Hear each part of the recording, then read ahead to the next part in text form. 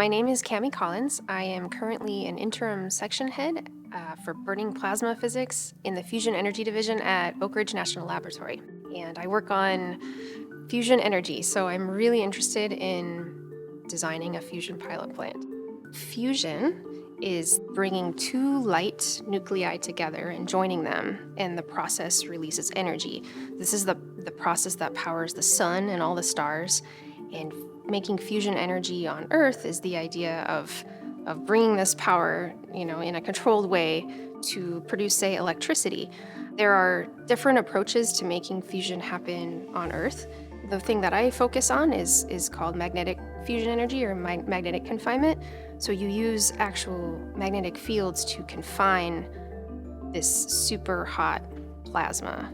Some of the leading configurations that have produced the best results are tokamaks. So these are toroidal devices that use a special magnetic field to confine the plasma.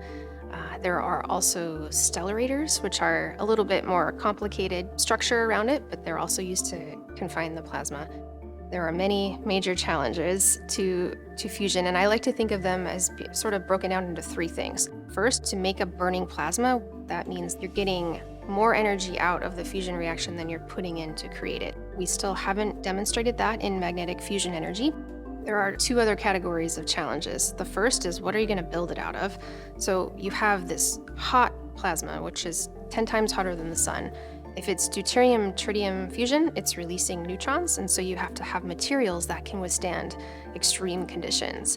And the final thing is to actually capture the energy efficiently. How do you convert the kinetic energy from the neutrons into thermal energy to basically heat water and turn a turbine? The classical approach to designing a fusion reactor would be to start with very simple plasma models and then jump to actually designing the reactor with CAD and having engineers draw it. And it takes a long time, especially if you want to make a small change. And sometimes the plasma point that you designed is actually not feasible once you start to incorporate the engineering considerations. So we're looking at really building up the medium fidelity level where you can do lots of rapid iteration on either components or full-size systems and make progress more quickly by catching issues sort of at the proper fidelity level. Safety with fusion is very important. As we develop a new energy source, we want to make sure that we are doing it the right way. Fusion energy doesn't produce greenhouse gases. It doesn't produce long-lived nuclear waste. We see it as an energy source that can go far, far into the future, tens of thousands of years. It's very high energy density, so just a small amount makes a lot of energy.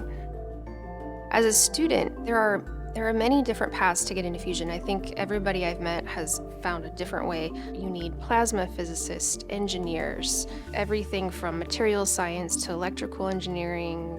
The idea of working on something so big, even though it's so difficult, is really rewarding.